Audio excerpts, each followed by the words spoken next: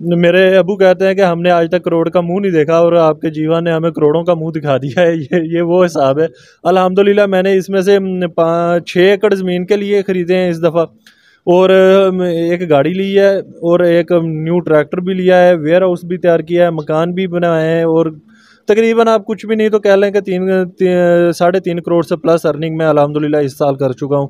और बाकी नेक्स्ट जो है 1 करोड़ से प्लस का माल वेयर हाउस के अंदर मौजूद है। अस्सलाम वालेकुम व्यूवर्स, कैसे हैं आप सब।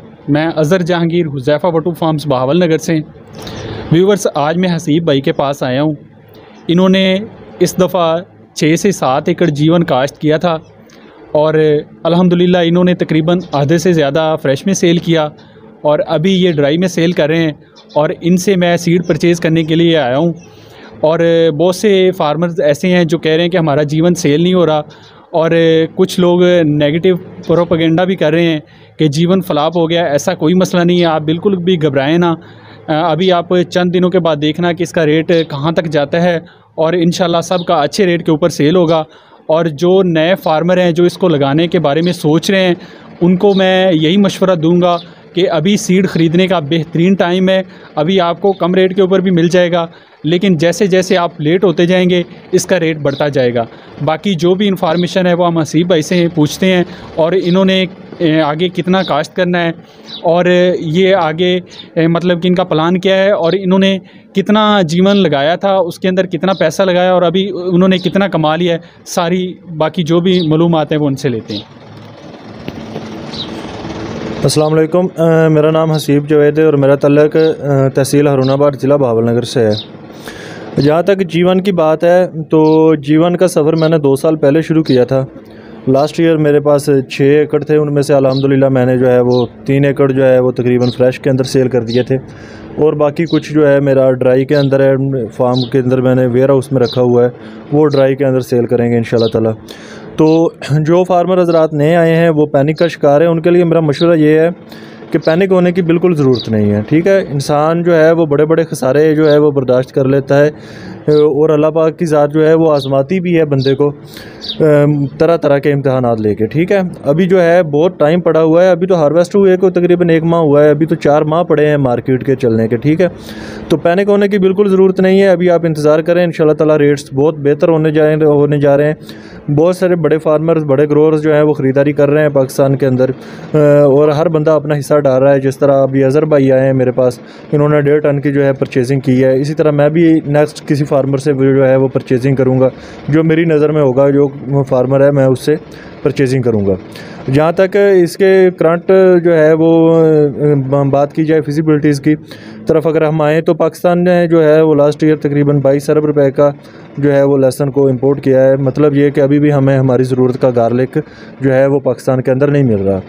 तो फिर इस हालात में आप किस तरह कह सकते हैं कि जीवन फ्लॉप हो गया। हालांकि ये एक ऐसी वैरायटी है, अगर आप मेरे हाथ में ये चेक कर सके साइज़ इसका, तो ये माशाल्लाह इस साइज़ में गार्लिक आपको पाकिस्तान के अंदर तो क्या दुनिया में कहीं भी इस साइज़ का जो है वो गार्लिक नज़र नहीं आएगा। ये देखें, चेक करें, 1-1 किलो तक जो है वो एक जो बल्ब इसका है जो है वो वेट कर रहा है। और ये जो मेरे हाथ के अंदर तुरी है ये तकरीबन 50 से 60 ग्राम की है। जब इतनी वेट मतलब कि गेन करने वाली वैरायटी आपके हाथ में है, तो आप इसको जो है वो कोड़ियों के भाव सेल करेंगे, तो ये फिर मैं समझता हूँ आपकी बेवकूफ़ी के अलावा कुछ भी नहीं है। और बाकी इसको आप मल्टीप्लाई करें, ठीक है, इसको मल्टीप्लाई की तरफ लेके जाएं।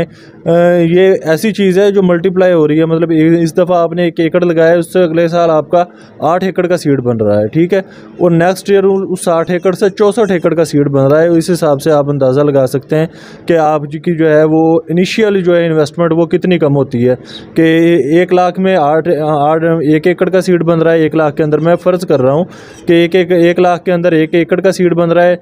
नेक्स्ट ईयर वही आपकी इनिशियल इन्वेस्टमेंट होगी 1 लाख रुपए, और उससे 8 एकड़ का सीड आपका जो है वो तैयार हो जाएगा, और नेक्स्ट ईयर वो 64 एकड़ का सीड तैयार होगा। तो फिर आप खुद अंदाज़ा लगा सकते हैं कि इस वक्त पाकिस्तान के अंदर मैं समझता हूँ मुख्तलिफ बिजनेस के साथ मैं भी अटैच हूँ, लेकिन जो जीवन का अंदर स्कोप है और जो जीवन के अंदर मुनाफा है वो किसी दूसरे बिज़नेस के अंदर नहीं है। पहले जब आपने स्टार्ट लिया था तो उस वक्त आपने इसके अंदर कितना पैसा इन्वेस्ट किया था और इससे अब तक कितना कमा चुके हैं? हाँ जी, मैंने तो कोई बड़ी लंबी चौड़ी इन्वेस्टमेंट नहीं की थी। वही मसला जो हर घर का होता है कि जब भी इन्वेस्टमेंट करने लगते हैं तो बड़े रोकते हैं कि नहीं भाई ये काम नहीं करना।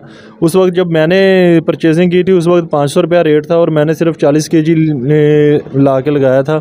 और तब लोग जो है वो मजाक उड़ा रहे कि 500 रुपये किलो के हिसाब से कौन सा गार्लिक मिलता है। ठीक है, उस वक्त मैंने 40 केजी भी लगाया था और उसको में से मैंने अर्निंग तकरीबन 3 लाख रुपए की थी। जब मैंने 3 लाख रुपए कमा लिया तो फिर मुझे अंदाज़ा हुआ कि मैंने गलती की है, ये 3 लाख मुझे नहीं कमाना चाहिए था, मुझे मल्टीप्लाई करना चाहिए था। तो फिर मैं दोबारा भागा दौड़ा इसकी तरफ, लेकिन जिन रेट्स में मैंने सेल किया था फिर मुझे उन रेट्स में मिल नहीं रहा था। अब यहाँ पे पॉइंट ये है कि अभी जो लोग सेल करेंगे ना लो रेट्स के अंदर, फिर नेक्स्ट उनको दोबारा लगाने के लिए जब उनको पता चलेगा ना कि हमने गलती कर ली है, दोबारा भागेंगे इसको परचेज़ करने के लिए, तो फिर ये मिलेगा नहीं, ये हाथों में नहीं आएगा। अभी आपके हाथों में है, आप कोशिश करें कि आप जितना कम सेल कर सकते हैं उतना सेल करें, ज़्यादा से ज़्यादा मल्टीप्लाई करें, क्योंकि अभी गार्लिक की ज़रूरत बहुत ज़्यादा है। और पाकिस्तान के अंदर तो ये इसकी है मंडी, दुनिया के अंदर बहुत बड़ी मंडी है और आपको अंदाज़ा नहीं है शायद कि आपके हाथ में क्या चीज़ लगी है और इसकी क्या वक़्त है दुनिया के अंदर। जी हसीब भाई, वो तो आपने बताया ना कि 3 लाख कमाया था, अभी आप तक कितना कमा चुके हैं ये बताएं ना, थोड़ी आप बात को गोल कर गए हैं।